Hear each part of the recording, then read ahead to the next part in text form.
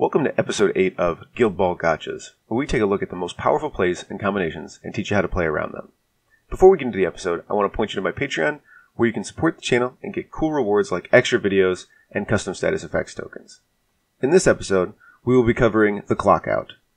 While not exactly a gotcha in the traditional sense, clocking out can feel like it comes out of nowhere to lose you a game. We will be covering some tips on speeding up your play, using your clock as a resource, and weaponizing a clock advantage. Before we get into it, let's cover how the clock works in Guild Ball. Guild Ball is played on a chess clock, with each player getting 45 minutes for their activations.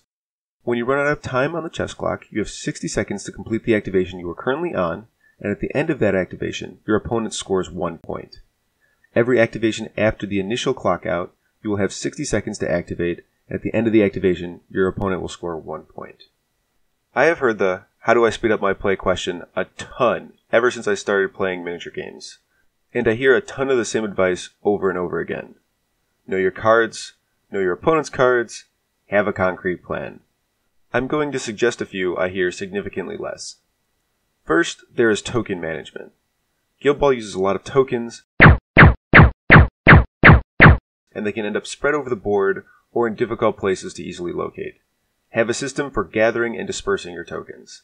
The system I use is as follows. I have a dish I keep spent influence in so that I know the exact amount I have when I allocate. For tokens that mark turn-long effects, I keep them all together and I only pull out the ones for the current game. The system might not work for everyone, but it works for me. Feel free to come up with your own. Second, abuse the pause window. Now, before you get up in arms and say that I am encouraging cheating, let me explain what I mean by this. With the new gameplay and card rules, there is now a significant part of each turn that is off the clock. The playing of plans, determining who has initiative, the resolution of plans, and part of the maintenance phase. In the current OPD, the clock is paused from the end of the activation phase all the way through step 2 of the maintenance phase.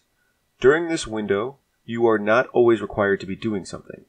This is not a time for you to take a mental rest. You should be gathering your tokens back, thinking about your allocation phase. If you are the type of player that needs a mental break mid-game, I implore you to try it this way instead. You will have more time for the difficult decisions when they come up. Many times on Strictly the Worst, we have talked about how the ball is a resource, and that spending it for points is not always correct. The clock should also be thought of in this way. Don't spend your clock on activations that don't matter, so that you can have more time on the ones that do. A great way to achieve this is to have a quick first turn. Turn 1 is the most practicable turn of the game. It has the fewest permutations, and you will play it more than any other turn of the game. Know your turn 1 in all of your matchups, inside and out. When I played a lot of competitive Smoke, I wanted to take a very quick first turn, since closing a game with Smoke can often be quite complicated, and I would prefer to spend my clock there. Finally, let's talk about how to take advantage when you are ahead on clock. An easy way to take advantage is to widen the gap. The way I do this is with what I call tap-back activations. Tap-back activation is when you take a very fast activation and put the clock back on your opponent. This gives them no time to breathe or think on your clock. It is important to do these at the right time where you will not give up tempo, but if used at the right time, it can really push your clock advantage.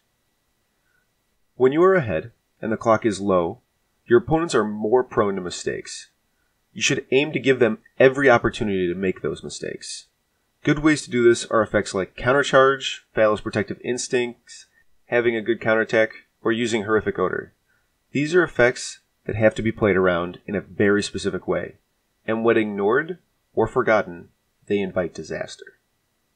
The clock is an integral part of competitive Guild Ball, and playing well under time pressure is fundamental to tournament success.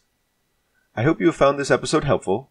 If you did, you can help me over on Patreon, where donations as little as $1 help this channel grow. If you are new here, hit the subscribe button. To know the moment I upload a new video, hit the bell. Hit that like button, it helps other Guild Ball players find this video. In the comments down below, let me know if you use any of these tactics for speeding up your play. My name is Vincent Curkov, and this has been Guild Ball Gotchas.